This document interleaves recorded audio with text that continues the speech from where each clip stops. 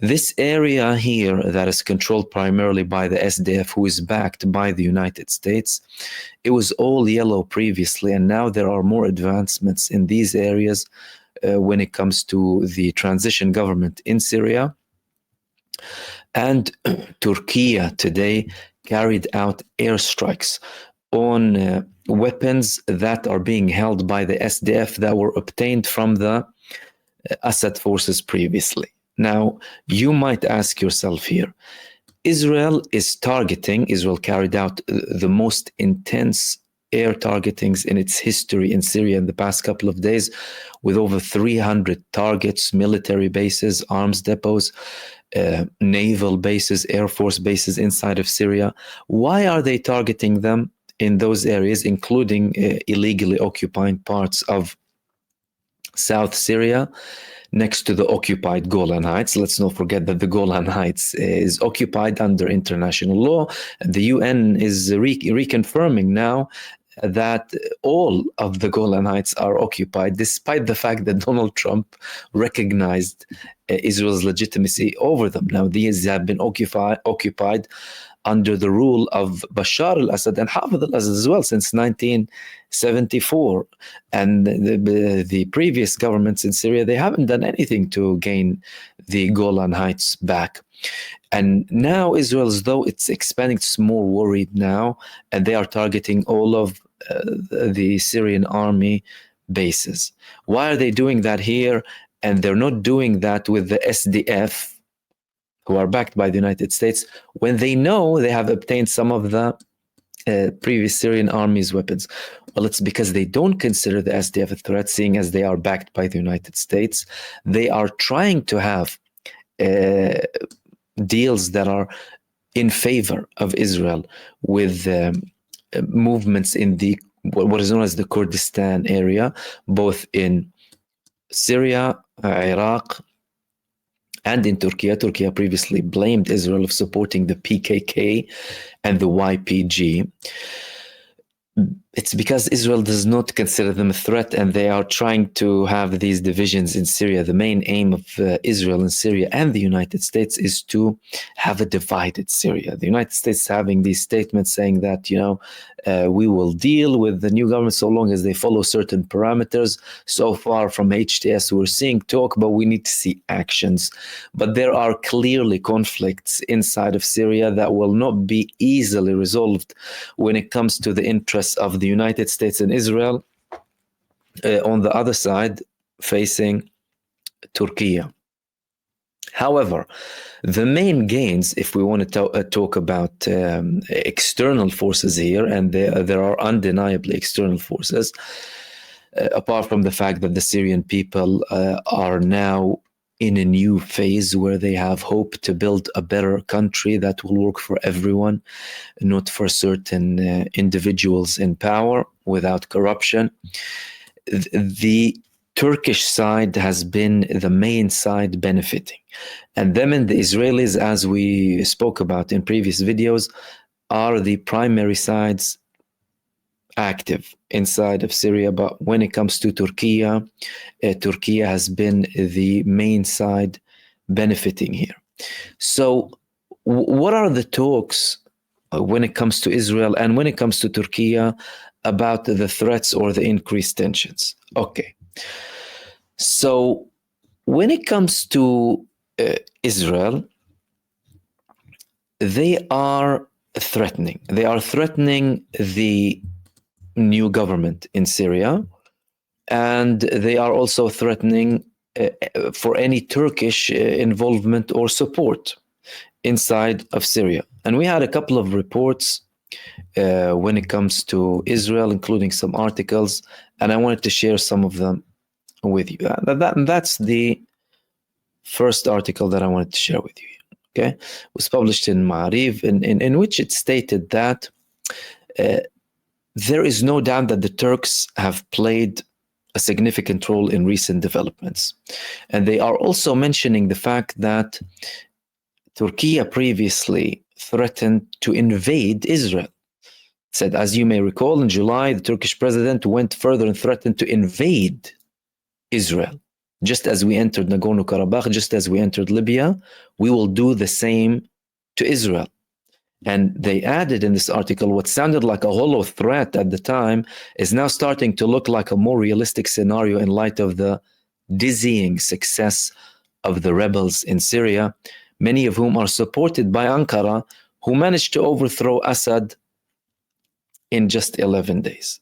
Now they are questioning the level of compliance of HTS with Turkey, whether they receive direct orders from Turkey, because don't forget, we're talking about an actual Syrian movement at the end of the day.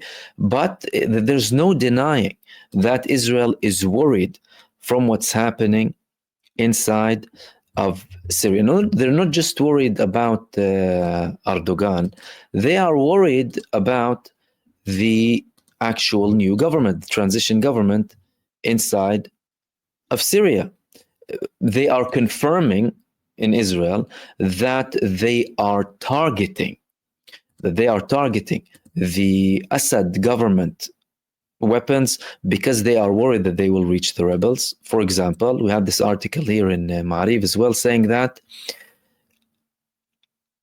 if the rebel forces were to take over some of the weapons that were destroyed in the country, any of the rebels, for that matter, could board a satellite or any other weapons, really, press the launch button, and the missile would reach its target.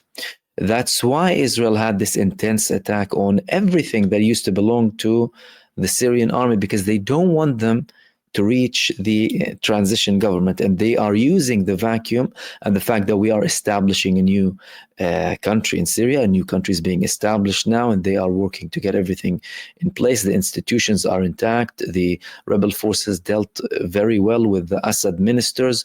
There has been a very smooth transition. They have given the reassurances for everyone, looking to build the country for everyone. And Israel knows that's something worrying about them, especially with the statements that they made about the leader of HTS, Ahmad al-Shara, or Abu Muhammad al-Julani, more well known as Abu Muhammad al-Julani, saying that this man is a terrorist, this man is a lunatic. Clearly, you're not talking about trust here. Now, they're not only worried about what's going to happen between Turkey and Syria. Israel is increasingly worried about a potential agreement that has not been made public between Turkey, Iran, and the rebels that would include potentially Hezbollah and to a level Russia as well. The Israeli foreign minister, he clarified, whoever follows Bashar Assad's path will end up like Bashar al-Assad. Now, what does he mean by Bashar al-Assad's path? He's speaking about the weapons and arms. And one important statement he made here: we will not allow an extreme Islamic terrorist entity to operate against Israel beyond its borders and endanger its citizens. We will do whatever is necessary to eliminate the threat. So the worry is real, and they are highlighting this worry. And this is not just coming from the Israeli foreign minister, this is coming from the Israeli prime minister himself. Benjamin Netanyahu has made several statements that, well, you will pay a price if you deal with Iran. They're saying that, we want to deal with the new government here, but there is a heavy price to pay if you're going to be dealing with Iran. Now, the dealing with Iran is something that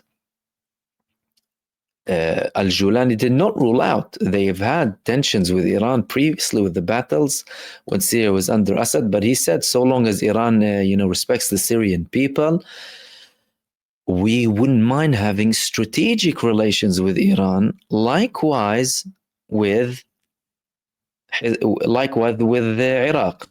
There was another report in another website in Israel called Kikar here saying that Prime Minister Benjamin Netanyahu addressed the developments in Syria shortly before the evening on Tuesday, saying that he admitted to bombing Assad's military. And he also sent a message to Abu Muhammad al-Julani saying what? If Iran attempts to transfer weapons to Hezbollah through Syria, Israel will take a heavy price from the new regime. Why is Israel saying all of these things when it comes to Syria? There is a clear worry coming from Israel that there has been a deal. Now, no one can deny that the fact that not only the Assad forces withdrew without any resistance, but that Iran and Hezbollah, their traditional allies, did not step in to support a country that they have been telling us that is so crucial to the axis of resistance or the alliance of the resistance, raises a lot of questions. How comes they would let that pass? They've had many days. The Assad forces haven't used anything when it comes to resistance, and the armed Syrian opposition at the time, it wasn't like they were equipped with things that Iran doesn't have, that Hezbollah doesn't have, or that Russia doesn't have. Russia used to support the Assad government with airstrikes before. How comes all of that disappeared all of a sudden? Did Iran already give up all of this path, or did they give up Hezbollah all of a sudden? All of these things do not make any sense whatsoever when it comes to Iran, and that indicates that a deal indeed has been made that hasn't been made public between Turkey, Lebanon, and Iran. That would include Russia as well when it comes to Syria. It is impossible for Iran to all of a sudden have this extreme change in Syria when they have taken a completely different position throughout all of these past decades. Well, ever since Iran's establishment as the Islamic Revolution in 1979, they have taken this position with Lebanon and with Palestine. It would not make sense whatsoever for Iran to let something like that pass without any sort of reassurances. And again, if we're having a coordination between Iran, Turkey, and Syria and Lebanon, it doesn't have to be done in the traditional ways that have been exposed before, when Israel was targeting all of the Iranian officials or Iranian advisors that belong to the IRGC in Syria that used to help Hezbollah. And now we're having more reports coming from Iran that there was actual treason from the previous Assad government against the IRGC inside of Syria. Things could be done through Turkey. How? Well, Turkey is already putting in weapons inside of Syria, heavy weapons, tanks. We're talking about reports of air defense systems and missiles as well. That could be done through Turkey, because Turkey is considering now Syria a country that is that's like a brother to Turkey. They're paving the way to a very strong alliance with Syria, but they don't want to escalate things to a level where it would reach an all-out clash between them and Israel that would be inevitable, in my opinion, at some point, and it could be sooner than later, without having Syria established as a state. That's why they are working to get everything resolved when it comes to the SDF and Northeast Syria, despite the US pressure and despite the fact that the United States is implying that they will keep the SDF there because they need to keep working with them under the pretext of fighting ISIS. And we wouldn't be surprised if the United States starts to bring up more of these ISIS movements now to try and justify what's happening or what they would potentially do inside of Syria. And Turkey is threatening. The Turkish foreign minister, he threatened the terrorists. He said, we won't allow the terrorists to have any sort of take advantage in the situation in Syria. That came from Haqqan Fidan.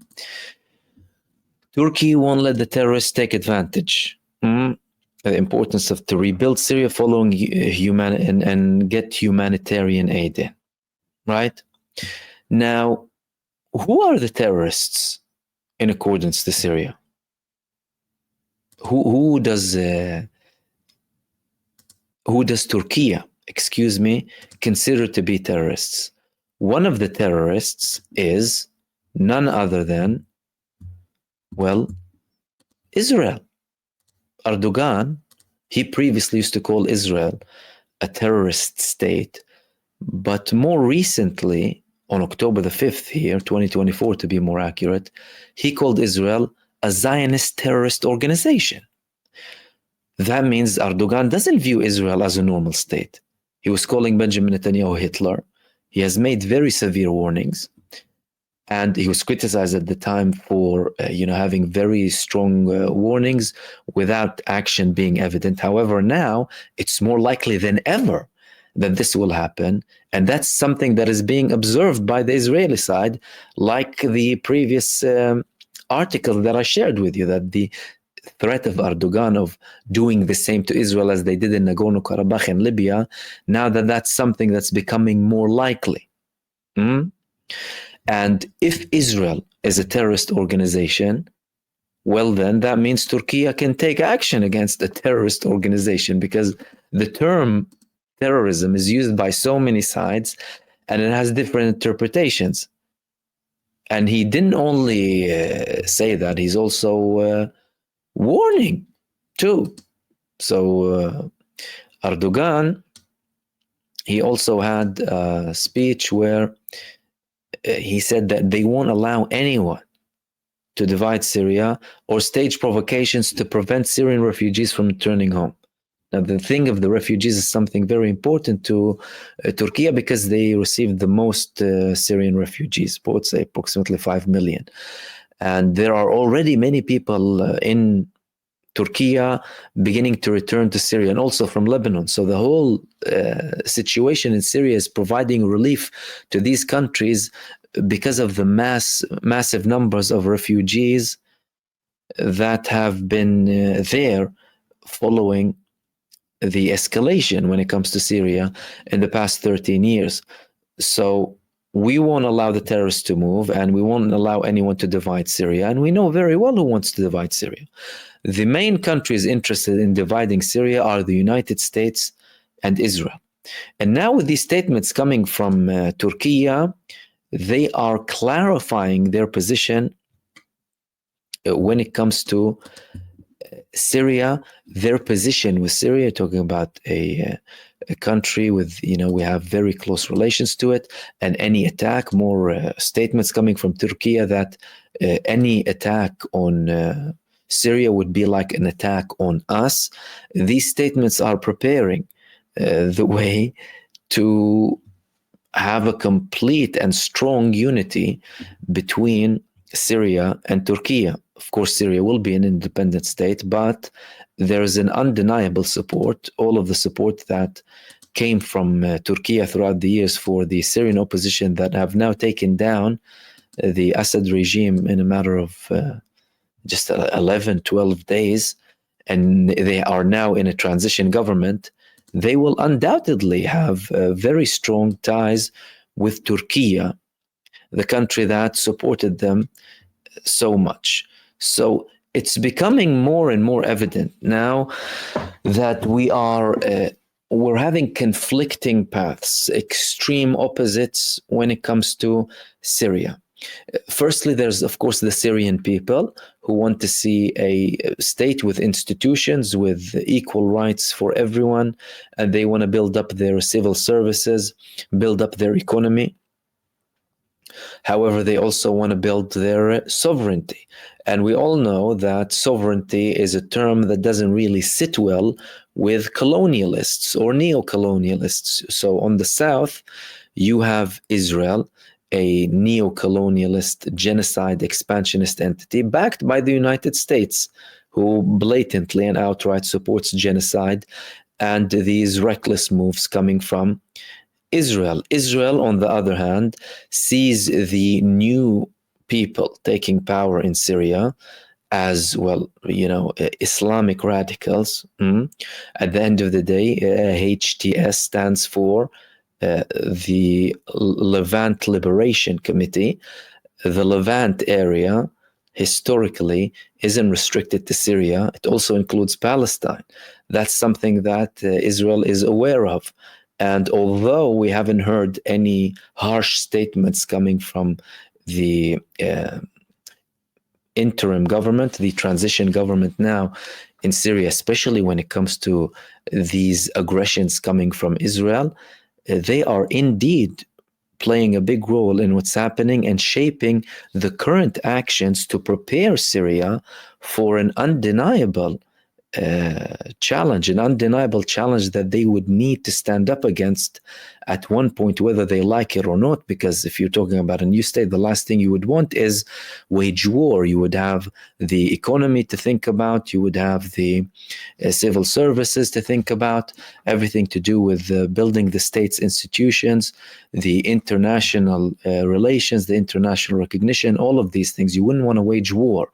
But Israel is using that, and Israel always excelled at using weak situations in many countries to go on massive aggressions. So they've used this vacuum, and they are indeed worried, and that's why they are attacking so much, and that's why they are attacking certain locations. They're not worried about the concept of the arms that have been present in Syria, because, well, the previous Syrian army, well, they were there, they had these weapons. Okay, they're old, they needed to be updated. The more advanced weapons used to be for certain divisions to do with the protection of the capital and the government of Assad.